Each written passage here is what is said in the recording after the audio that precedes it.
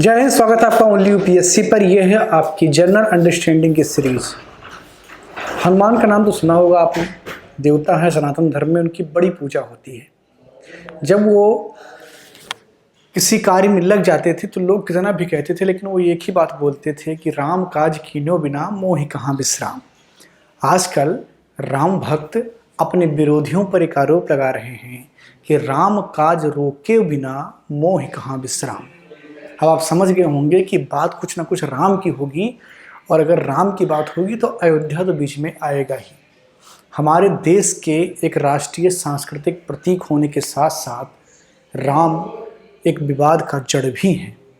और वो विवाद ऐसा लगता था कि सुप्रीम कोर्ट का फैसला आने के बाद में जन्मभूमि को लेकर के वो विवाद खत्म हो जाएगा, लेकिन वो विवाद भी खत्म नहीं होगा, क्योंकि उसमें नए नए तार जुड़ते चले जा रहे हैं। चंदा विवाद एक बहुत बड़ा विवाद पिछले 2 दिन से मीडिया लगी हुई है। इस बात को खंगालने में, इस बात को जानने में कि क्या वाकई में चंदा की चोरी हुई है, या जो ट्रस्ट के लोग हैं उन्होंने पैसे में कुछ गड़बड़ी की है, या जो ट्रस्ट के तरफ से अपना बचाव किया जा रहा है कि जो राजनीतिक लोग हैं वो फर्जी का आक्षेप लगा रहे हैं और बदनाम करने की कोशिश कर रहे हैं और राम मंदिर निर्माण के काम में बाधा डालना चाह रहे हैं। तो इस वीडियो में हम दोनों पक्ष को समझेंगे। मैं शुरुआत में आपको बता दूं कि मैं बिल्कुल भी सुप्रीम कोर्ट की उस फैसले में विश्वास करता हूं और अक्षरशः विश्वास करता हूं जिसके आधार पर राम मंदिर का निर्माण हो रहा है। मैं सभी की आस्था का सम्मान करता हूं। तो इस वीडियो का उद्देश्य ना इस पक्ष का होना है ना उस पक्ष का होना है, बस सिर्फ मुद्दे की बात करना है कि क्या तथ्य हैं और किसके इर्द गिर्द बात हो रही है। ठीक है, तो आप भी न्यूट्रल होकर के, तटस्थ होकर के इस वीडियो को देखिए। आपको ना इनका पक्ष लेना है ना उनका पक्ष लेना है। ठीक है, चलिए बात करते हैं। चंदा विवाद क्या है? राम जन्मभूमि ट्रस्ट और राम जन्मभूमि से संबंधित। ठीक है, तो आप जानते हैं कि राम जन्मभूमि कहाँ स्थित है? अयोध्या में। वहां से थोड़ी दूर पर स्थित है एक गांव, बाग बिजयसी गांव, जहां पर एक भूमि है जो कि 12,080 वर्ग मीटर है। इसी का विवाद गरमाया हुआ है, और विवाद ये है कि महज 5 मिनट में इस जमीन की कीमत 2 करोड़ से 18.5 करोड़ हो गई। ये इस बात को समझें उससे पहले जो इसकी क्रोनोलॉजी है, इसका पृष्ठभूमि जहां से बनता है उसको समझ लीजिए। राम जन्मभूमि, अगर आप अयोध्या कभी गए हैं तो वो हर तरफ से घिरा हुआ था, लेकिन अभी उसको खोल दिया गया है। एक क्षेत्र है छोटा सा जहां पर राम जन्मभूमि अभी उसमें जो है वहां पर कंस्ट्रक्शन का कार्य चल रहा है। उसके आसपास बहुत सारे मंदिर हैं और बहुत सारे साधु संतों का, वहां के भक्तों का घर बना हुआ है जो बहुत दिन से वहां पर रहते हैं। पुश्तैनी घर है उनका। अब चूंकि राम मंदिर बन रहा है और विश्वव्यापी उसका प्रचार हो रहा है, तो उसी को ध्यान में रखते हुए एक भव्य राम मंदिर बनाने की योजना ट्रस्ट की है। जो राम मंदिर ट्रस्ट का गठन सुप्रीम कोर्ट के फैसले के बाद में किया गया था। वो ट्रस्ट एक बड़ा राम मंदिर, एक बड़ा गलियारा और एक बड़ा प्रांगण बनाना चाह रही है, जिसके लिए जो राम जन्मभूमि का जो स्थल पड़ा हुआ है वो छोटा है, उसका विस्तार जरूरी है। ये ट्रस्ट की ओर से कहा जा रहा है। अब अगर उसका विस्तार होता है तो जिन लोगों का घर है, जो वहाँ पर रह रहे हैं, काफ़ी दिनों से, कई पीढ़ियों से रह रहे हैं, वो कहाँ जाएंगे? तो उनके लिए एक व्यवस्था किया गया। उनके साथ ट्रस्ट ने एक एग्रीमेंट किया कि आप इस ज़मीन को छोड़ दीजिए, हम कहीं आपको पुनर्वासित करेंगे और पर्याप्त मुआवजा देंगे। सही बात है, ठीक है, वहाँ पर ज़रूरी है और वो उस बात को मान भी गए। अभी इसका कोई विवाद सामने नहीं आया कि किसी को ज़बरदस्ती पुनर्वासित कराया गया है। सब लोग इस बात के लिए तैयार हो गए। विवाद ये फंसा कि जिन लोगों को पुनर्वासित करना है, उस पुनर्वासन के लिए जो जमीन ट्रस्ट ने खरीदी वो विवाद का विषय बन गई। और वो जमीन कहाँ है? राम जन्मभूमि यानी कि जो अयोध्या का मुख्य मंदिर है वहाँ से कई किलोमीटर दूर बाग बिजयसी गांव में। बाग बिजयसी गांव जो है वो अयोध्या सदर तहसील क्षेत्र के अंतर्गत ही आता है। ठीक है ना? तो यहाँ पर एक भूमि है जो कि 12,080 वर्ग मीटर है। ठीक है, इस भूमि को बेचा गया है और उसी में करोड़ों रुपए के गमन का आरोप लगा है। अब समझते हैं कि पूरी बात क्या है।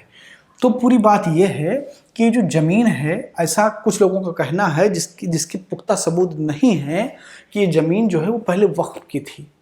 ठीक है, तो इस बात के पर्याप्त सबूत नहीं हैं, लेकिन इस बात के पर्याप्त सबूत हैं कि 18 मार्च 2021 तक इस जमीन के मालिक हरीश पाठक और सुषमा पाठक, ये दोनों पति पत्नी हैं, ये थे। कौन से? इस जमीन जो विवाद का विषय बना हुआ है। कब तक? 18 मार्च 2021 तक। अब आप सोच रहे होंगे कि ये जो है, जिन लोगों ने समाचार नहीं देखा होगा कि अचानक ऐसी बात क्यों हो रही है। ऐसी बात इसलिए हो रही है क्योंकि दो नेता, एक पवन पांडे जो कि सपा के सरकार में मुख्यमंत्री थे अखिलेश यादव की सरकार में, और दूसरे संजय सिंह आम आदमी पार्टी के नेता और उत्तर प्रदेश के प्रभारी, इन्होंने ये आरोप लगाए हैं कि जो राम मंदिर ट्रस्ट के लोग हैं उन्होंने कई करोड़ का घोटाला किया है। ठीक है, तो ये हो गई न्यूज की बात। अब समझते हैं विवाद को। तो हरीश पाठक और सुषमा पाठक 18 मार्च 2021 तक इस भूमि के मालिक हैं। 18 मार्च 2021 को शाम 7:10 पर एक बैनामा होता है, और वो बैनामा करते हैं हरीश पाठक और सुषमा पाठक, किसके नाम? सुल्तान अंसारी और रवि मोहन तिवारी के नाम।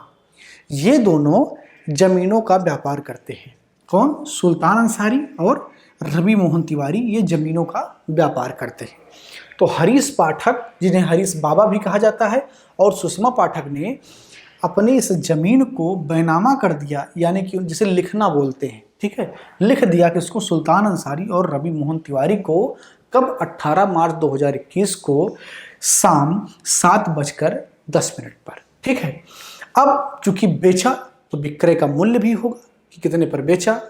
तो उस वक्त जो है 2 करोड़ रुपए में उनका जो है विक्रय हुआ है, और जो मार्केट रेट है उस वक्त का, जो कि करार में लिखा हुआ, उस कागज में लिखा हुआ है, वो है 5,79,84,000 रुपए।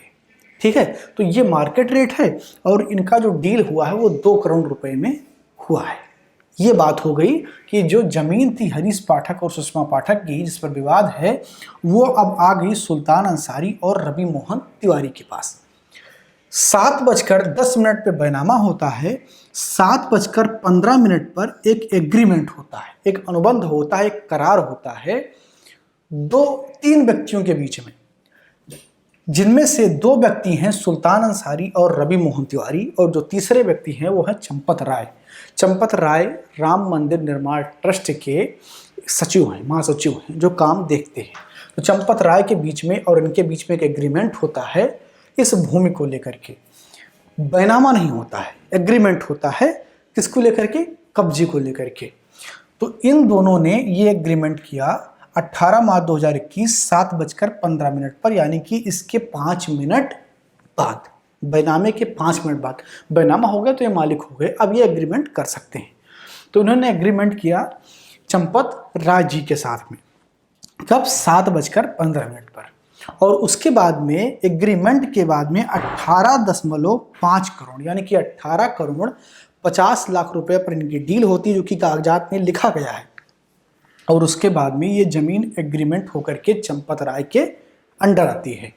और उस एग्रीमेंट के बाद में जो राम मंदिर निर्माण ट्रस्ट है वो 17 करोड़ 30 लाख रुपए जो है आरटीजीएस के द्वारा रवि मोहन तिवारी और सुल्तान अंसारी के खाते में ट्रांसफर कर देता है। ठीक है, अब आप ये समझिए कि विवाद की जड़ क्या है और आरोप क्यों लग रहे हैं, और उसके प्रतिपूर्ति में ट्रस्ट का क्या कहना है।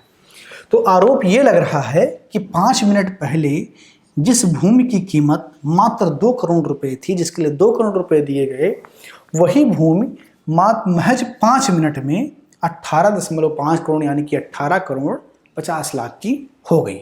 ये कैसे हुआ? ये आरोप है पवन पांडे का और संजय सिंह का। ठीक है, अब इसके पीछे जो वो तर्क दे रहे हैं, ये मैं पवन पांडे और संजय सिंह का तर्क आपको बता रहा हूं।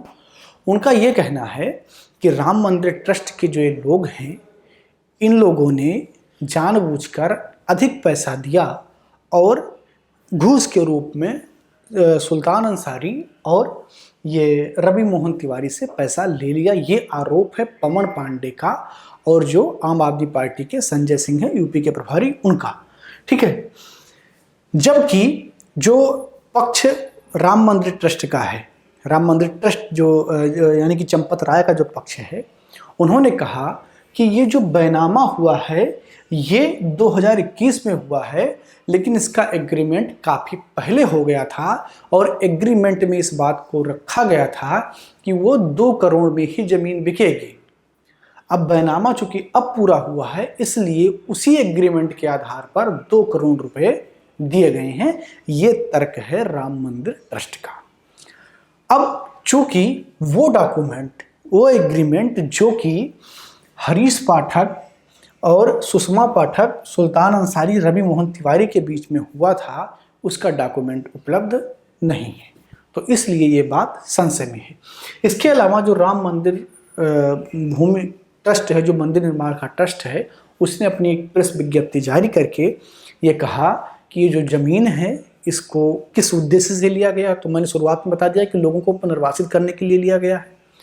दूसरी बात उन्होंने ये बताई कि चूंकि अब राम मंदिर बनने जा रहा है, तो वहाँ के जो निजी व्यापारी और स्टेट गवर्नमेंट ऑफ यूपी, ये दोनों लोग भूमि को ज़्यादा से ज़्यादा खरीद रहे हैं वहाँ पर बहुत सारा विकास का काम करने के लिए, इसलिए ज़मीनों के दाम बहुत महंगे हो गए हैं।